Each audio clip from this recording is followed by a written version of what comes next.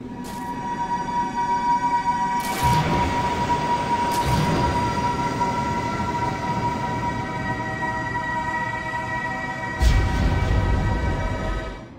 evening, YouTube. You guys are now watching another segment of the Cali Effect. Today I'm going to be teaching you guys how to play one of the most intricate decks since the GOAT format. That's right, we're going to be teaching you guys how to play Clownblade. Now with Clownblade, like I said, there are a lot of intricate parts running around, so I am just going to explain to you the key essentials to running the deck, and then you can always decide on your own what other cards you could run to make the deck a lot better than what it is. So let's get down with the Performage Monsters of the Clownblade strategy.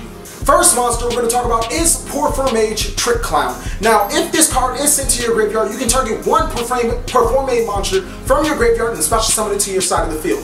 Its attack and defense becomes 0, and then you take 1,000 damage. This is the key card for the deck. It actually makes the deck tick. It is the most important part, alongside another card that I'm going to talk to you guys about a bit later. This card, normally you want to target itself or probably another one in its name to special summon it to your side of the field. You don't want to special summon these other Performage monsters that I am going to be talking to about. The next monster is Performage Damage Juggler. Now what Damage Juggler does is that if you were to take damage by a card effect, you can discard this card from your hand. And if you do, negate and destroy the monster's effect. Now you do not want to use this chaining to your Trick Clown's effect. This card will completely put your card back to the graveyard and hinder your strategy that you've been wanting to do. But what you do want to do is when you were to take damage from a direct attack, you can discard that card from your hand and make that damage 0. It's almost like a Battle Fader / Swift Scarecrow like card, but the most important effect is still on Damage Juggler. You can banish that card from your graveyard into the banish zone, obviously, to add one Performage monster from your deck to your hand. That's essential for not only stopping you from taking damage, because you will be inflicting damage, a lot of damage to yourself. It also searches out your Performage monsters from your deck to your hand. The last monster I want to talk to you about is Performage Hat Tricker.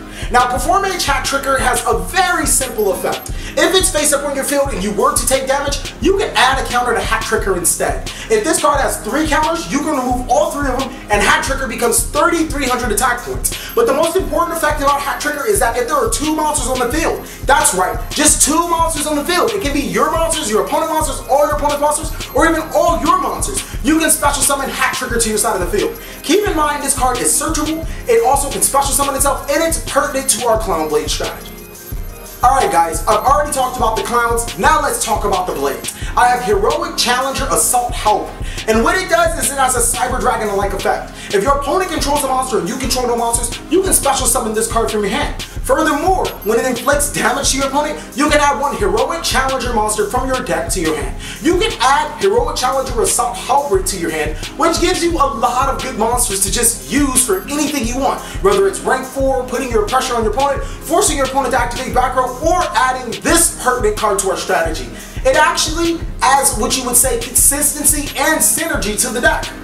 The monster that I'm talking about is pertinent to the strategy is the last part of the genuine Clownblade combo, Heroic Challenger 1,000 Blades. Now what 1,000 Blades does is that you can discard a heroic monster from your hand to the graveyard, or a heroic card, to special summon a heroic monster from your deck to your side of the field. Change it to defense position, and you can't special summon anything except for heroic monsters for the rest of the turn.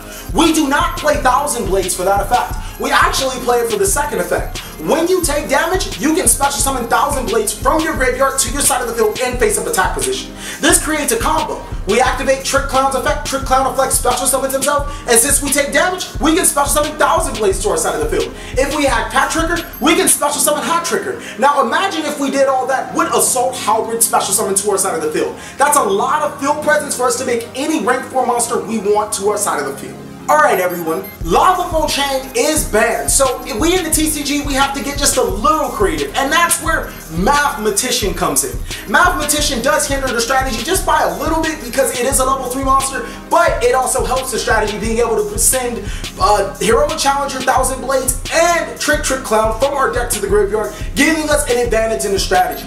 It's also a spellcaster, and there are a lot of good advantages to playing Mathematician in the deck. Not only does it jumpstart the combo, it also allows us to draw a card when it's destroyed in battle with an opponent's monster. You can also run monsters like Goblindenberg and Karatageki. Both of these cards allow you to get an extra special summon in some form of way. When Goblin the Bird is normal summoned, you get the special summon a monster from your hand and then change Goblin the Bird to defense. Keep in mind, if you have monsters that will miss timing when summoned, they'll probably miss timing because the last thing to happen is Goblin the Bird changing to defense. The next card is TheCaliEffectX, a card that is very interesting in this deck because it is searchable by King of Feral Imps. When you normal summon a monster, you can special summon TheCaliEffectX from your hand to the side of the field.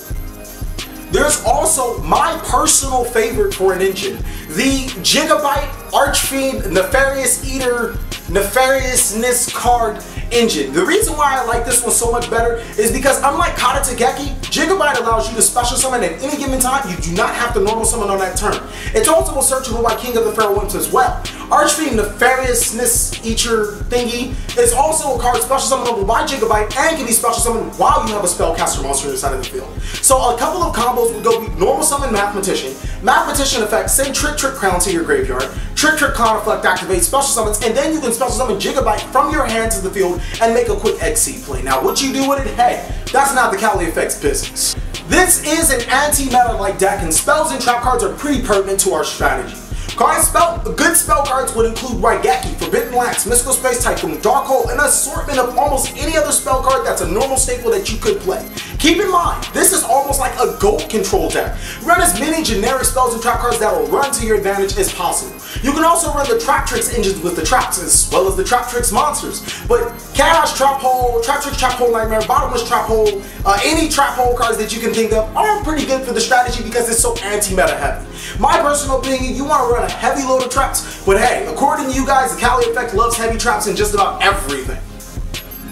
Well, that's about all, folks. The Clownblade engine actually can be ran in almost anything. I've seen Shadow Clownblade, I've seen Mermail Clownblade, I've seen so many different Clownblade-like decks, it's not even funny. But the main important thing about this deck is to just have fun. It is not one of the best decks in the format. It is just a really, really fun deck to play. And if we did have Lava Will Chain, we probably could be saying this a little different. Well, like I said, I can't wait to play this deck. Actually, in the duel video, I want you to look out for something that I decided to add special. I'm not going to obviously tell you guys right now, but in a couple of days, you'll find out for yourself. Thank you guys so much for watching another segment of TheCaliEffectX. Please like, comment, subscribe, but most of all, enjoy.